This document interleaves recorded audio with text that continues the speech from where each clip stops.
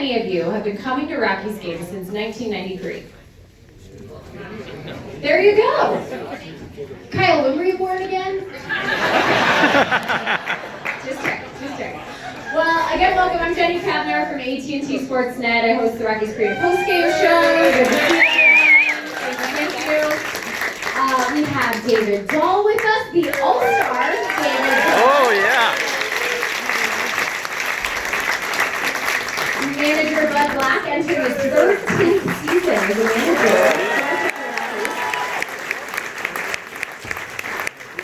And as he said, born in 1993 right here in Denver, Colorado.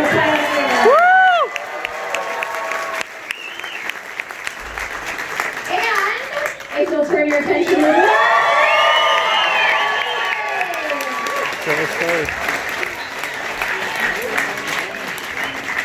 Is there a fine for that one, Bud? Is he gonna? No, hey, listen. Hey, push-ups right now. Let's go. You're 2 minutes late. He got caught in traffic.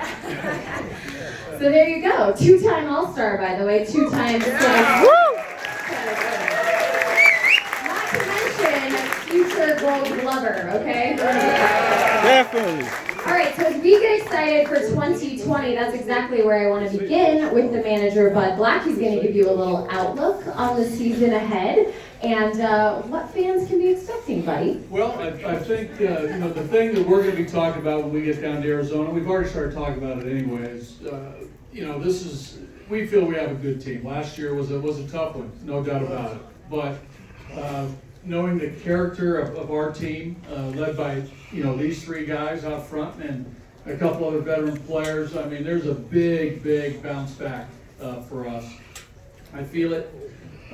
Again, I think the talent level of our group is such where we can compete with anybody.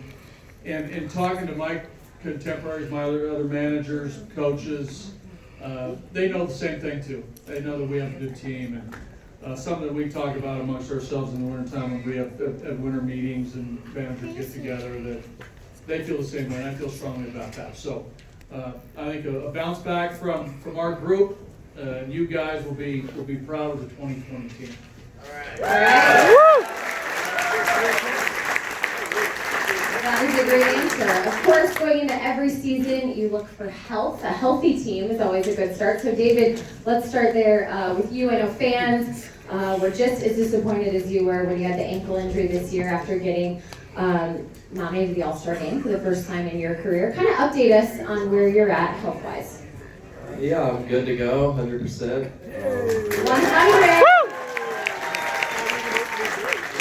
I think for me, just maybe say some more prayers or something, avoid the freak injuries, and I think I'll be good. Anyone own like a mailing company? Can we get some extra bubble wrap, right? Yeah.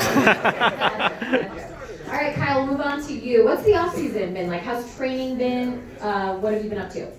Training's been great. Been down there since the facility reopened November 1st, and we've been getting after it, cleaning some things up, fixing some things, and looking forward to 2020 season, getting spring training started. We're only 2 weeks away from report, so we're right there. So we're chomping at the bit down in Scottsdale right now with the group that we have. We're ready to go.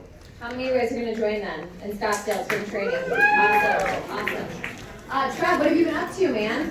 You been working out, hanging out? Yeah, a lot of working out, a lot of training, a lot of hitting, a lot of ground balls, spending some good time with my wife and my family. So, yeah, shut up. So yeah, it's been great. It's been a good off season just to kind of reset a little bit, and yeah, like these guys said, looking forward to 2020. Yeah, Buddy mentioned a little bit that disappointment of the year, and for you, Trevor, we obviously talked a lot throughout the course of the season as the season was ending about that disappointment. But as you had time to reflect, what were some of the lessons you learned from last year as a group, individually, things that you want to work on and change come the new year?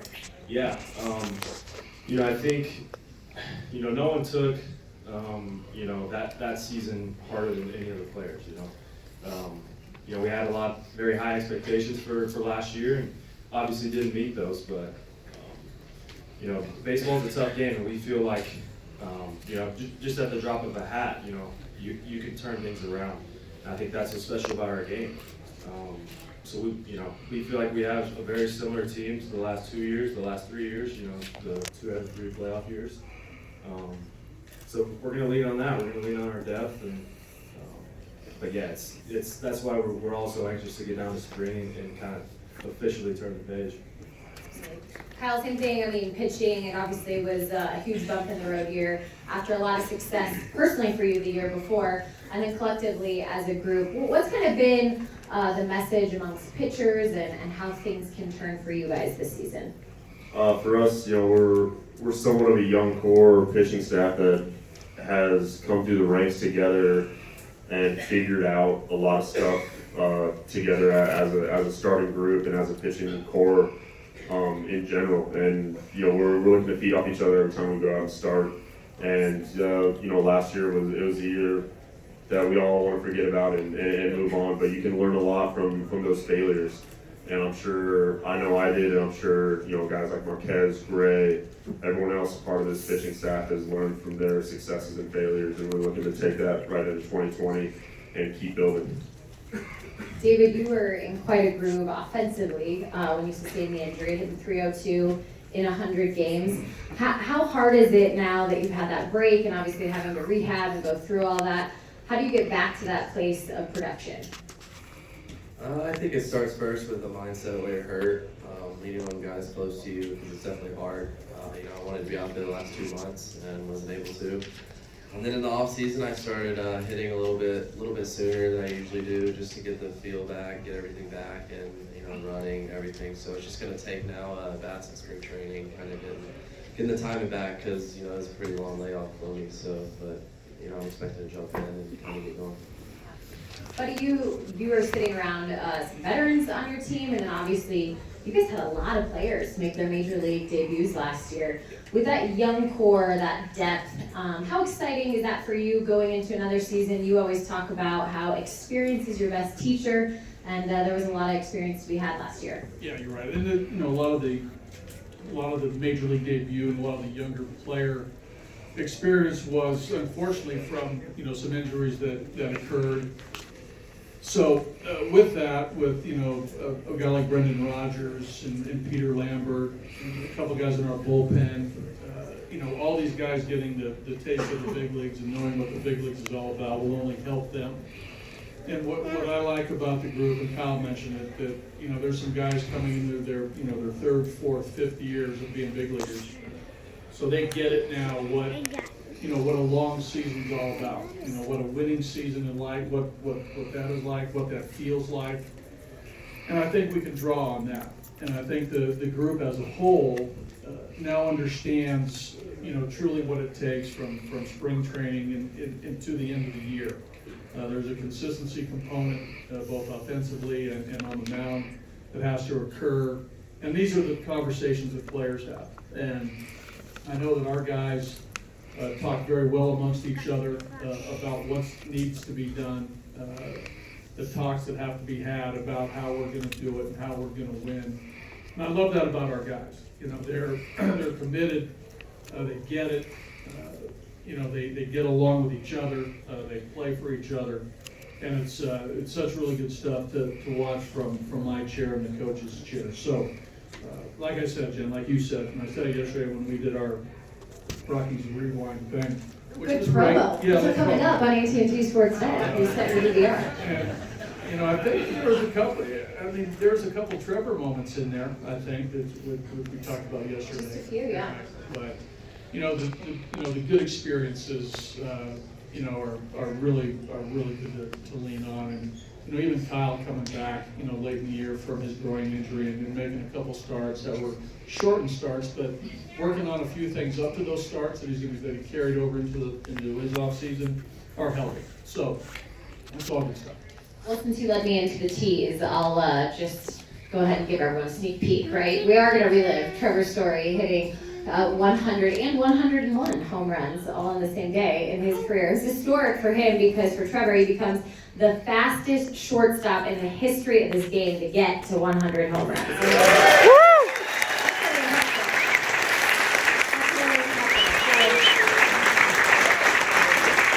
I want you to take us back to that game because I think you're a fan of this game, you're a student of this game, you obviously admire other shortstops in this game. You beat A-Rod to it, and I know you've had conversations with him over the years with Derek Jeter, the Hall of Famer. So for you to get to that moment, to know your place in history, that has to be pretty special to relive. Yeah, it's kind of hard to grasp for me. I really just try to live in the moment, as much as I can, and I feel like one day down the road when I kind of look back at my career and look at the things that I was able to do, then I think that's more when I'll appreciate it a little more. Right now I'm just worried about my next at bat.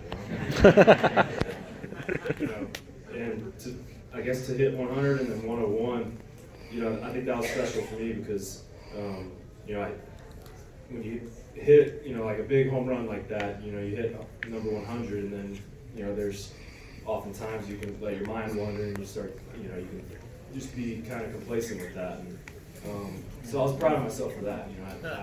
I got to put together a good at bat, and we walked it off right there. So yeah, one of my favorite moments for sure. Yeah, I think Nolan hit a home run right after your 100 too, which was pretty fun. You went to the All-Star game this year. David Dahl went to the All-Star game this year. What was that experience like? First time, we often talk about how overwhelming it can be, but you're surrounded by the greats in the game. I mean, did you kind of soak it all in? Did you talk to anyone special? Yeah, it was an unbelievable experience. It was something that, when Bud called me in the office and told me about it, I was in awe. I didn't know what to say. Yeah, that's cool. I was rolling out, getting ready to go out for BP, and Bud calls me in, and it was kind of like a principal coming to get you, take me to the office. I'm like, uh-oh, what do I do? And then the red carpet was playing in the background, and Bud was like, you ever watch that? I was like, yeah. He goes, well, you're going to be on it this year. It was pretty cool.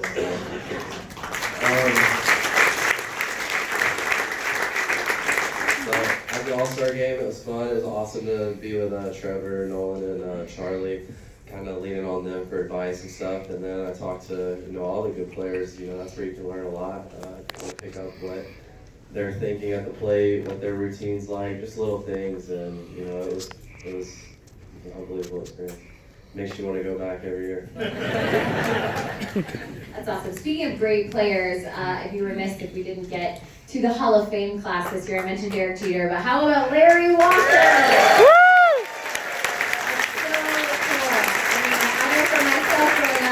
In Denver, Larry was definitely my favorite player. I think if you were a kid growing up in the 90s at the ballpark, or even as an adult, for many of you, he was a special talent to watch. And I know these guys, for players, have gotten the chance to meet Larry, see him around when he's been around. For Kyle, it's probably very special knowing that someone from the Colorado Rockies organization will finally be in Cooperstown. And then, Buddy, obviously your connection to Larry. So if you guys just want to talk a little bit about your reaction to watching number 33 get the call, and maybe the attire, the SpongeBob shirt, and if we'll see that on any of you players this year. Right? Yeah, like Jay said, for me being from here, growing up, watching the Rockies, and Larry Walker being one of my favorite players, to watch play, come to the ballpark and watch, and just kind of model my game after growing up. It was extremely special to see him finally get in there and kind of break that seal for future Rockies, hopefully, to be in the Hall of Fame. So couldn't be happier for the guy, and I'm glad he's in there. From my perspective, I pitched against Larry when I was with the Giants at the end of my career, and Larry was starting his career with the Expos right before he came to the Rockies. And I can tell you, he was you guys, I'm not saying that you don't know, what a player. And like I said this publicly, I think no matter who he played, whatever ballpark, you could make the case that he was the best player on the field every night. He was that good. So, tremendous player. You've heard all the accolades about great athlete, and I'm really excited for him to be around the ballpark, and he'll be visible. I'm sure that he'll be here a number of games this year, and I think there's a retirement ceremony. But to your point, Jen, when he woke up the morning of the announcement, and he went to his closet, he probably had some tough decisions. He made one. He made a decision. And he went with it, so I sort of like it. Right? He's awesome. I think he honestly wore it because he said he really believed he wouldn't be on television that day, accepting into the Hall of Fame. So pretty cool. Yeah, he's a good guy. Yeah. He's fun. Yeah, I haven't been able to meet Larry yet, so, hopefully when he comes here for, the number retirement, I'm definitely gonna pick his mind a little bit. But yeah, what a player, man. He's such a legend. I feel like I respect his game so much because he was such an overall player. He ran the bases well, he threw well. The little things, the little details that really make you a complete ball player. So that's what I really respect and admire about his game. Don't run on Larry Walker, right? You watched the tape. Yeah, I haven't met him yet either, so I'm looking forward to it when he comes into town. His numbers were unbelievable. Defensively, he could do it. He could do everything on the field, and his swing was beautiful. That follow through, I try to emulate it a little bit, so it's nice. Bud, do you want to talk about your coaching staff a little bit this year? A new addition in Dahl Scott, who will be out in the bullpen. Yeah, Daryl is going to join us 11 years in the Rockies organization on the pitching side. He's going to come to our major league staff. We're going to miss Garen Holmes. Homie was a great Rocky as a pitcher and as a coach. But we feel the little dynamic that we needed to shift, and it sort of included our pitching coordinator, Steve Merriman, who you might read about if you really follow us, and what he's going to do for us in the minor leagues and with our big league pitching staff. But everybody else is back intact.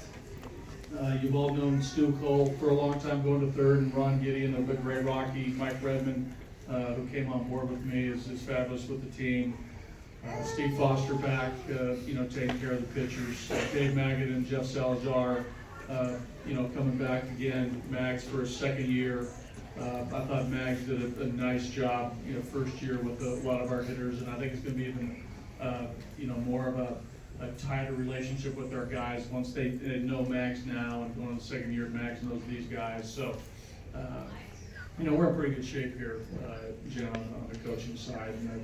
And I know this, when our coaches get together, man, there's just one thing in mind, and that's to help the players, to help the guys, and do anything that we can to make them better players and better teammates and all that stuff that goes into a winning team. And I'm proud of just the men they are. The guys are character and their integrity. It's really, really good stuff. You should be proud of our coaches. It's awesome.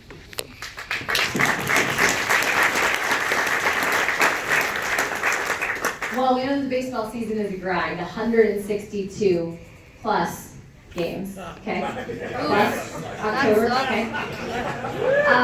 But it's also a grind because you add spring training into that, about 6 weeks of that, but the preparation starts well before. So maybe you guys can give a snapshot into your lives. This last year there wasn't baseball in October. You take a quick breather, and then what kind of workouts have you been doing? Anything new? And maybe we'll start here with David Dahl specifically and talk about in the outfield and when you're working on changing positions and all of those kinds of things. Yeah, so this off season, just I kind of got started a little earlier than everyone else for with my injury. So just been trying to get stronger, keep my ankle strong, get back to running again. Started hitting earlier. And then with the outfield positioning, it's a little different playing all three, but you kind of get used to it, and I really want to be good at all three. You just I feel like up in the big leagues, it's a little different when you get up here just with the depth perception. The minor leagues, there's not the extra, what is it? Yeah, just the extra upper deck and stuff. So that plays a little part, and then playing it towards the ball goes a little further, so you gotta know where the ball is gonna land, little things like that. But it's an adjustment, but it's something I'm willing to do to help the team out. If I need to play all three, I will.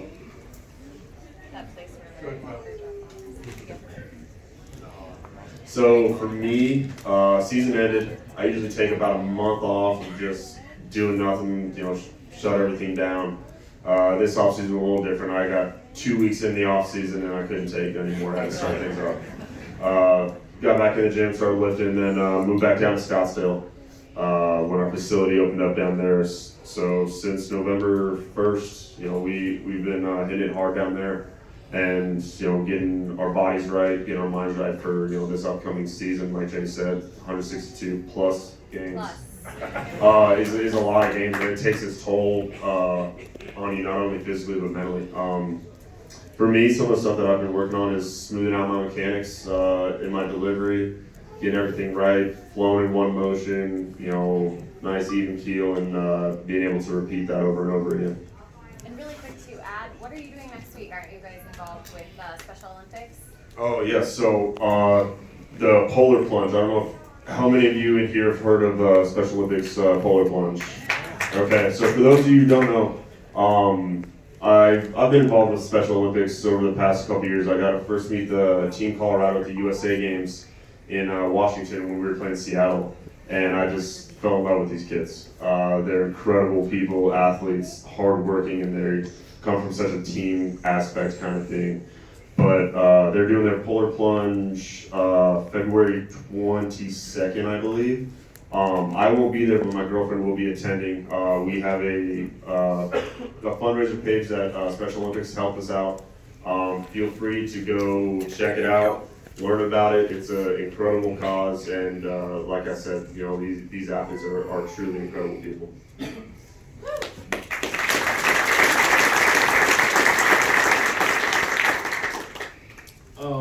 For me, very similar situation. As Kyle, I feel like, I try to force myself to take 3 or 4 weeks off, but it always ends up being 2, like right on the dot at 2. I can't sit on the couch anymore after that.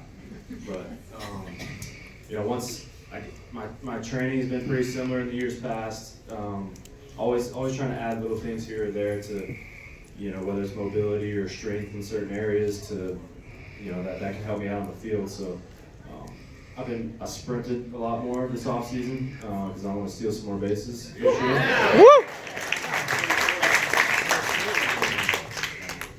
And yeah, that's really the main thing that I've kind of added into my off season program. Cool. And I'm glad Kyle brought up the charity work because these guys all do a great job getting in the community, whether it's in their hometowns or right here in Colorado. So I think that's something that you as Rockies fans should definitely be proud of. I want to end this session because you guys have all been a fabulous audience, and I know these guys appreciate you taking the time to come see them. I'm not Ellen DeGeneres, but I think we could break the Rockies internet. What do you guys think? Like Twitter? Should we do a hashtag? Could we do like a big group selfie? You guys want to get right here? Here, we're going to do it. All these guys behind us. Who has the longest arms? Kyle has the longest arms. Okay, you got to get way up. All right, ready? Yeah. 3, 2, 1.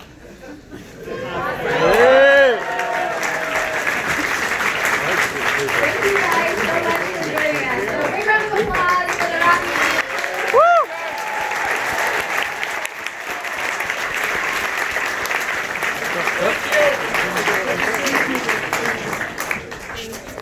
What do you think?